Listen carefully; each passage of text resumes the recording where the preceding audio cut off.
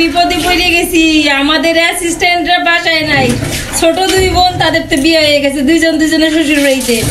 বাড়িতে আসলেই সোফার উপরে বসে থাকি, তারা কি করে চা করে নিয়ে যায়, এটা ওইটা সামনে নিয়ে দেয়, বড়দি খাও, জামাই বাবু খান। আজকে কেউ নাই, আমি আসছি, মেজো বোন আসছে, তো তারা দুইজনের একজনও নাই। এই যে এখন আমি নিজে চা করতে আসলাম, চা বানাবো। কি কষ্ট, আমাদের অ্যাসিস্ট্যান্ট হচ্ছে আমাদের ছোট দুই বোন, তারা নাই। আর মা মালাই বানাবে, আমার মা ইউটিউব দেখে মালাই বানানো শিখছে। রসমালাই বানাবে মা, তার জন্য কি কি নিছো, কি কি রেডি করছো মা? সাবু নিছি, দেখি দেখি দেখাও। এই যে সাবু, সাবু, আর কি?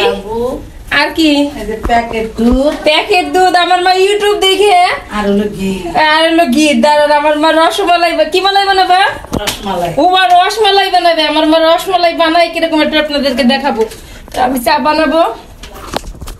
সিতি আর বিথি, তোমরা কেন নাই? কেন তোমাদের বিয়ে দিয়ে দিলাম? কি জ্বালাই আছি। যখনই বাড়িতে আসি ওরা দুই বোনে চাটা বানাই দেয়, আমরা সব বড় বোনেরা গল্প করি, ছোট দুই বোনে চা নাস্তা নিয়ে সামনে দেয়, আসি পেরায়। মা চামচ দাও।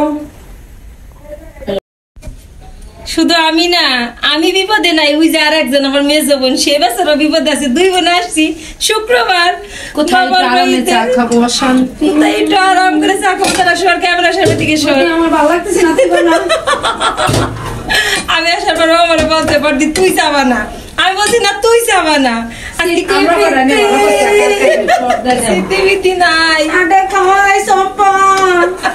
চম্পা নাই, সিতি নাই, বিথি নাই, কি একটা চম্পা থাকলো চাটা বানায়, পিঙ্কি থাকলে খায়, বদি বানায় পিঙ্কি। চা বানাই, চা খাওয়া শেষ। ওই যে আমার বাবা বসে আছে অপেক্ষা করে, কখন আমার মা রসমালাই বানানো হবে। দেখেন আমার মা, আরে আজকে মানে লাইটের সমস্যা। এই যে কেবল প্যাকেট দুধ দিলে, আগে কি দিছো মা? আগে গরুর দুধ দিছো, এখন প্যাকেট দুধ দিলে রসমালাই বানাবে। আমার মা স্মার্ট হয়ে গেছে, সে ইউটিউব দেখে রসমালাই বানাচ্ছে, ভাবা যায়? এই সিতি, বিথি, চম্পা, পিঙ্কি সবাই চলে এসো। বাড়িতে মেজো জামাই আর বড় জামাই আছে, আর জামাইরা কই, তাড়াতাড়ি আসো, শাশুড়ির হাতে রসমালাই খেলে। ও বাবা, আর বেশি সময় নাই, অল্প একটু সময় অপেক্ষা করো। এরপরে কি দেবো মা? গরমের মধ্যে ঘামাইয়ে অস্থির হয়ে গেছে, তারপরে বসে রয়েছে এই জায়গা বানাবে।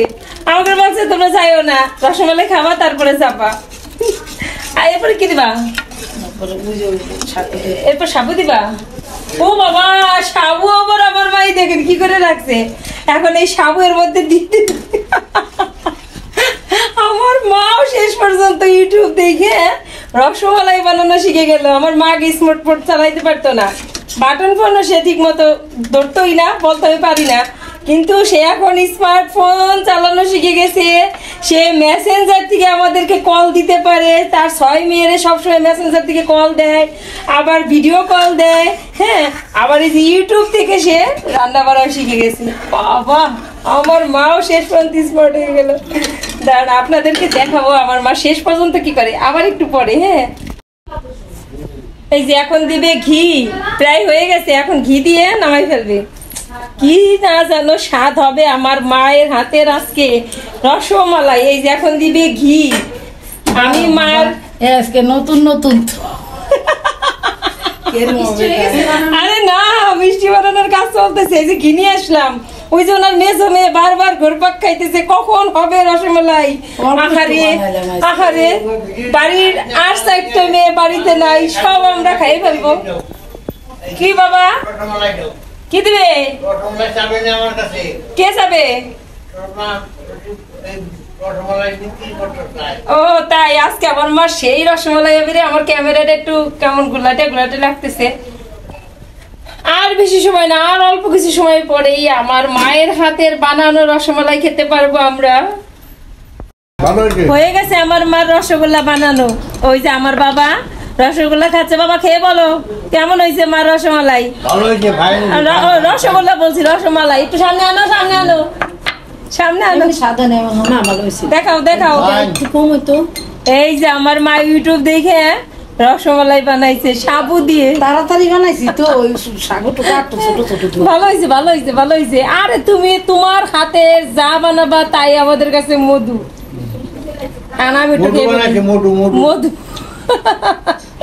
কে চলে আসেন সবাই আমার মায়ের হাতের রসমালাই খেতে।